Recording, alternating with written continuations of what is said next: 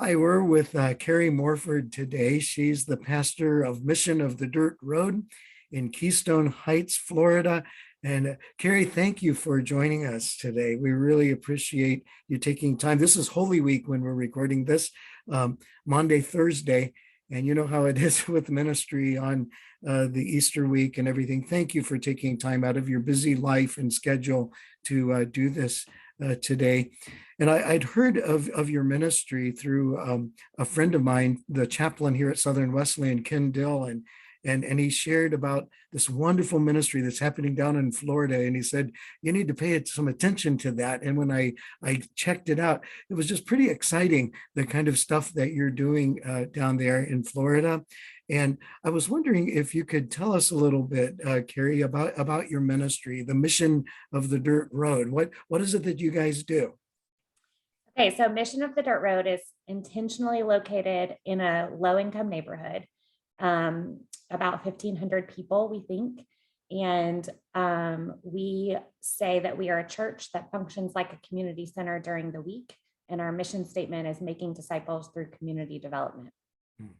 Oh, that's really wonderful. Now, when you say community development, what does that look like? What is community development? How does the church do that? Yeah, so I've sort of learned this as I go. I've learned a lot from things like Christian Community Development Association and that kind of thing. But so for us, our dream is to see this neighborhood transformed. Right now, it's known as a neighborhood where, no one wants to live here, basically. And it's got a stigma of drug use and addiction and crime and that kind of thing. That is not necessarily the truth of what's going on here, but it is the stigma. And there certainly is a high amount of poverty in the neighborhood, which lends itself to some of that. So for us, we're dreaming about this neighborhood being transformed. And what we're doing to see that happen is we've done a lot of community engagement kind of stuff. We do quite a bit of education kind of things. And then right now, we actually just in the last month were approved as a project through a larger organization here.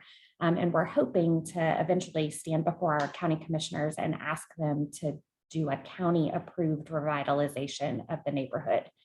That'll be about a year-long process, and I'm not sure how successful we'll be, but that's the goal right now. Well, I think that's pretty exciting, and you can see opportunities and know where other people might see problems or trouble. Do you think part of your ministry is not just to the community, but to help to break down some of those stigmas that people might have? What are your thoughts on that?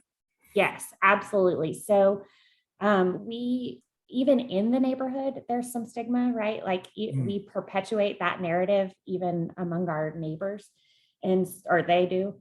And so we really talk a lot about like, okay, well, why do you think there are a lot of drugs here? What are you seeing that makes you think that? And just kind of point, and then also pointing to the things we see God doing and the beautiful things in the neighborhood that are happening, and drawing attention to hope and love and where we're caring for each other. Oh, that's beautiful. One question, I noticed your worship gathering is at 4 o'clock on Sundays with a meal. Now that's not very typical. Usually it's at 11 o'clock on Sunday morning where everybody's sitting in the rows with, whatever. So can you describe that just a little bit? Like what are you intending to do with that? A meal So and 4 o'clock service? when we first started, we didn't have a building. We just had an open lot. Hmm. And we eventually put a pole barn on it, or a pavilion. And so we chose 4:30 because in Florida, that's the time where you could keep it that time all year long, even with the time change. Oh. It's close enough to dinner that you could serve dinner. And we were kind of outside of the time where we might be most likely to get rainstorms. So that was like how we came up with that time. And we experimented for a while. And we actually currently are talking about experimenting again with some different time frames, just because of how we're seeing our group grow and change and the needs and that kind of thing. Oh, We're that's really, beautiful. So yeah. basically you're looking at the logistics of things and what is the context and how do we go about meeting the need of the people that are right here in this place with what we've got. Yeah, that's really, really, really cool. Now, what is a missional community? Like when you say we are a missional community, what makes it different than just a regular ordinary church? Okay, so you're asking me a hard question because I have to be a little bit honest about this. So we sort of lost that for a little bit. But the idea was when we started that we would make disciples who are going to make disciples, and that would turn into a bunch of little gatherings. Hmm. And we lost that for a little while. Partially because we needed to build up some base and some trust among our group.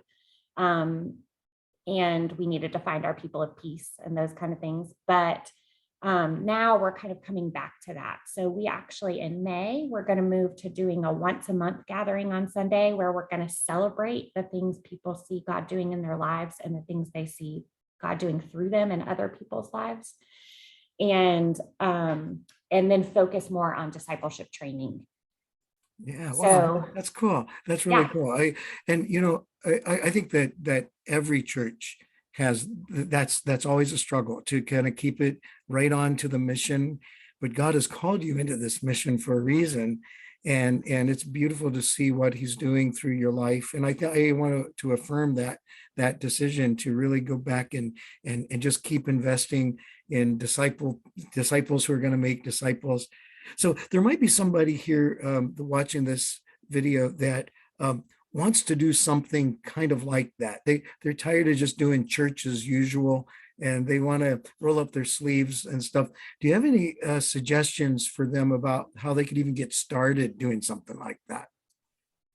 so the benefit for me before I started this ministry was I was in the school system, the public school system. And so I could see the neighborhood and the kids who were coming from the neighborhood and families. And I got to know a lot of that background before I started. So the number one thing I say is if you have an opportunity to be in the public schools, go get to know your public schools. Volunteer, listen to kids read, whatever it is that they need. And more than the one-time events, right? Like showing up on a consistent basis, getting to know students and teachers and hearing what they're facing in classrooms. But then beyond that, just getting outside of the walls, right? Going to your city council meetings, learning about what the struggles are in your community. Where are the areas of need in your community? Sometimes we can just forget that there are pockets of poverty all over our nation. Yeah. And so just looking for what do I need to know about this community? Wow. So, and as you look at that, you're thinking like a missionary, aren't you? Like saying, okay, what if I'm going to be here, God has sent me here, not just to serve these people that are like these churchy people that I have, but it's serving the community, right? The church serving the community rather than just the pastor serving the church. Right. Yeah, wow, that's so cool. So cool. Well, thank you for doing this with us today on this busy week. God bless you as you continue in your ministry. And we're really grateful that you would take this time to be with us. Yeah, thanks so much. It was great to be here. Yeah, thanks.